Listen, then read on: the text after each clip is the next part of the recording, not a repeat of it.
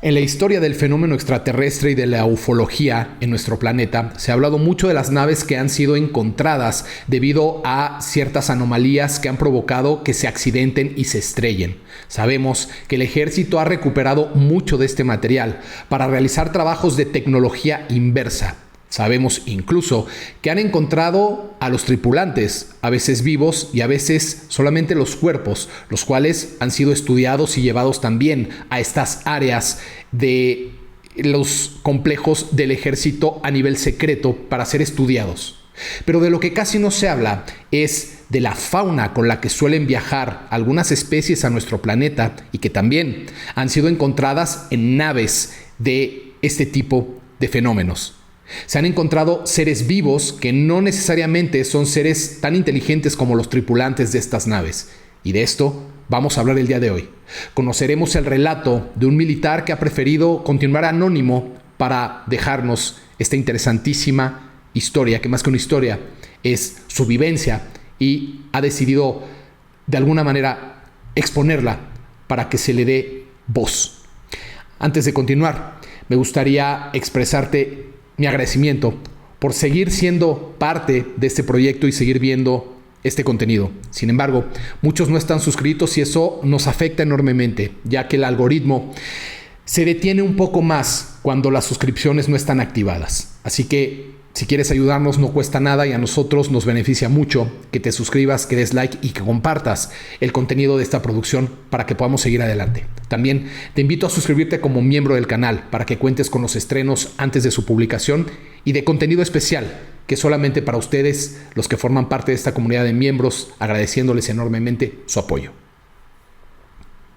Durante más de 20 años serví como militar, participé en operaciones clasificadas, custodias de instalaciones estratégicas y misiones cuyo contenido jamás apareció en un informe público. Aprendí que el silencio era parte del uniforme. Nos entrenaban para obedecer, para no hacer preguntas y sobre todo para olvidar. Pero hay cosas que simplemente son inolvidables, imágenes que regresan cada noche. Y después de tantos años, comprendí que guardar silencio ya no protege a nadie. Prefiero que mi nombre permanezca anónimo. Este es mi relato fuera de lo común. Todo comenzó cuando recibimos una orden poco habitual. Nos dijeron que seríamos trasladados a una instalación cuya ubicación nunca nos revelaron. Viajamos durante horas en vehículos completamente cerrados. Las ventanas iban cubiertas y nos prohibieron cualquier dispositivo electrónico. Ni siquiera conocíamos el nombre del lugar. Solo recuerdo que al llegar, frente a nosotros, se levantaba una enorme formación rocosa. Desde el exterior parecía simplemente una montaña cualquiera, pero no lo era. La entrada permanecía completamente oculta. Solo cuando una gigantesca compuerta metálica comenzó a deslizarse, comprendí que aquello existía mucho antes de nuestra llegada. Descendimos varios niveles bajo tierra. Cada elevador nos llevaba más profundo. La sensación era extraña. Era como abandonar lentamente el mundo que conocíamos. Las paredes estaban revestidas con materiales que jamás había visto. No parecía acero convencional. Era algo que reflejaba la luz con un brillo opaco, casi como si absorbiera parte de ella. No había ventanas, no existía referencia alguna del exterior, solo pasillos interminables, puertas selladas, personal armado y un silencio absoluto. Fue entonces cuando comenzaron las advertencias. Nos dijeron que aquello que íbamos a ver no podía comentarse jamás, ni con nuestras familias, ni con otros militares, ni siquiera entre nosotros. Quien hablara desaparecería administrativamente. Eso significaba mucho más que una simple baja. Significaba dejar de existir. Pensé que exageraban hasta que crucé aquella puerta. La habitación era enorme, mucho más grande de lo que cualquier laboratorio militar necesitaría. El ambiente estaba cuidadosamente controlado, temperatura constante, humedad precisa.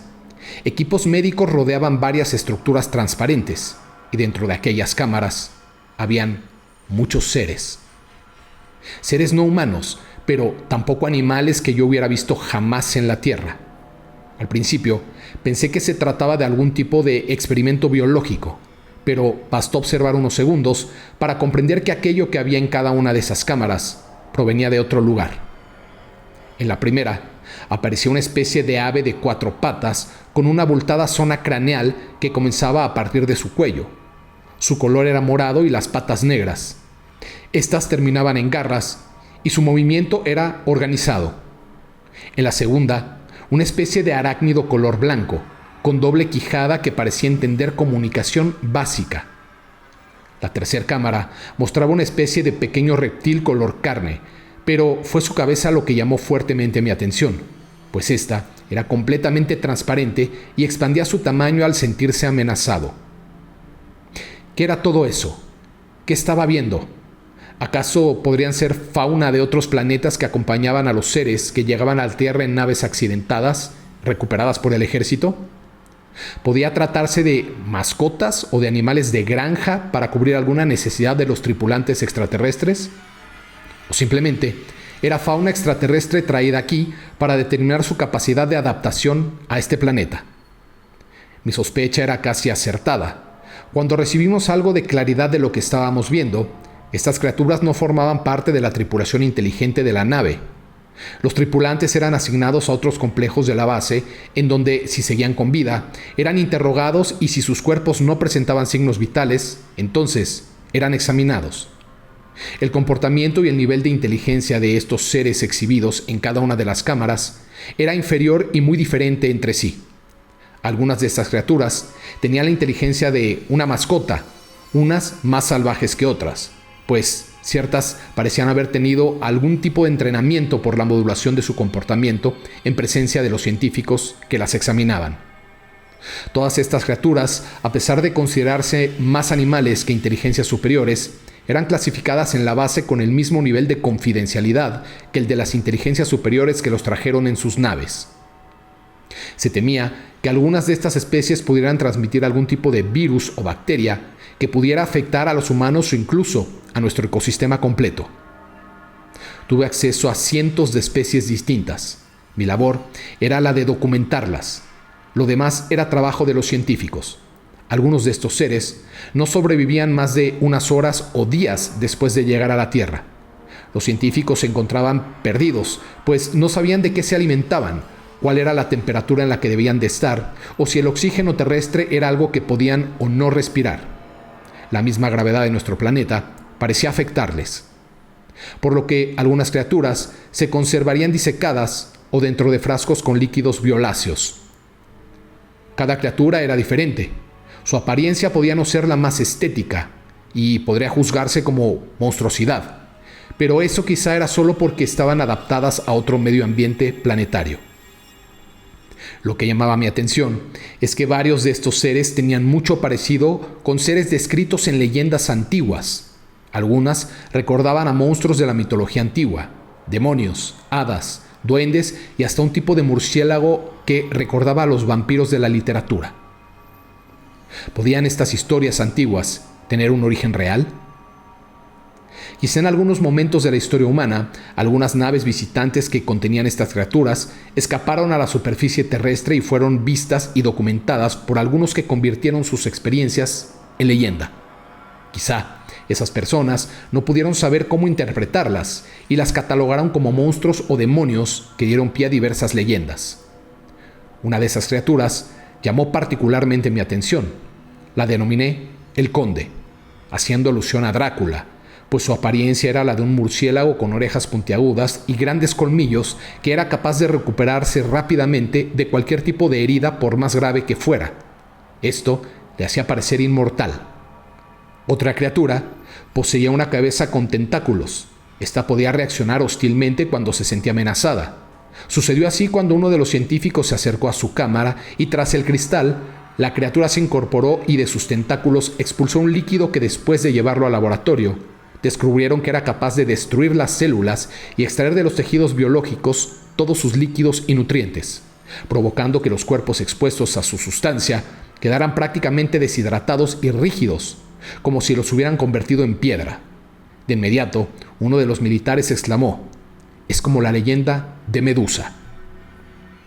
Cuando pensé que lo había visto todo, descubrí dentro de otra de las cámaras unos seres parecidos a los duendes de nuestra mitología, pero de apariencia aún más peculiar. No eran como pequeños humanos, sino como seres parecidos a Gollum de la conocida saga de Tolkien.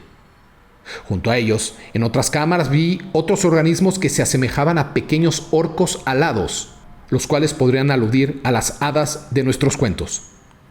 Leyendas, mitos y temores que quizá nunca fueron inventos, sino criaturas reales transportadas en naves no humanas y liberadas por accidente en nuestro planeta. Ocultos en cuevas y bosques, sobreviviendo escondidos el tiempo de vida que pudieran tener aquí. La particularidad de estos expedientes nos obliga a cuestionar cuántas de esas criaturas permanecen aún ocultas en nuestros ecosistemas y si éstas habrían logrado sobrevivir adaptándose a nuestro entorno. Con los años dejé el servicio. Como muchos programas, eran parte de una operación secreta.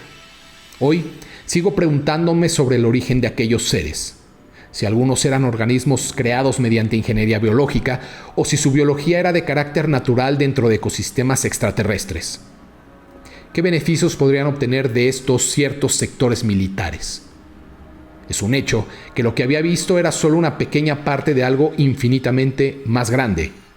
Lo único que sé es que bajo aquella montaña descubrí que el mundo no es como nos enseñaron, pues parte de otros mundos podrían estar en algún rincón de nuestra misma naturaleza, sobreviviendo, adaptándose y quizá habitando y evolucionando dentro del mismo ecosistema que creemos conocer. Este fue el relato de esta persona, este militar, en alguno de estos programas espaciales secretos, en donde estas bases que ni siquiera son públicas a la vista, tienen muchos niveles y dentro de ellas se encuentran cosas inimaginables, cosas que de verdad podrían pertenecer a las películas de ciencia ficción más descabellada y que sin embargo, después de muchos relatos y muchos testimonios de divulgadores de este tipo, nos estamos dando cuenta que son más reales de lo que parecen. Y este cuestionamiento es bastante lógico porque siempre nos hemos enfocado en lo que recuperan de las naves a nivel tecnológico y por supuesto el centro de la atención es si se recuperan los tripulantes, si se recuperan a estos seres inteligentes que pilotean estas naves para llegar acá, pero nunca nos hemos preguntado si viajan solos o si algunos viajan acompañados de las especies de sus planetas y con qué propósito. En este episodio abrimos este cuestionamiento, pues hay veces que solamente contenemos nuestra atención en una facción de los hechos y muchas veces cosas inexplicables dentro de la naturaleza misma podrían tener una explicación que nunca hubiéramos contemplado, como el que algunas de estas especies hayan dado y hayan evolucionado algún tipo de cadena en nuestra propia naturaleza, en nuestros propios entornos. Y esto nos da mucho que pensar. Por eso se habla de que hay animales como el pulpo que son completamente extraterrestres. Espero que el episodio del día de hoy haya despertado el interés en ti para cuestionar un poco más adelante de lo que nos ponen en la cara en ciertas narrativas y podamos ver que hay muchísimo más de lo que se nos dice a simple vista. Sin más, nos vemos pronto en el próximo episodio de A Quién Se Lo Cuento. Todo el amor, todo el poder.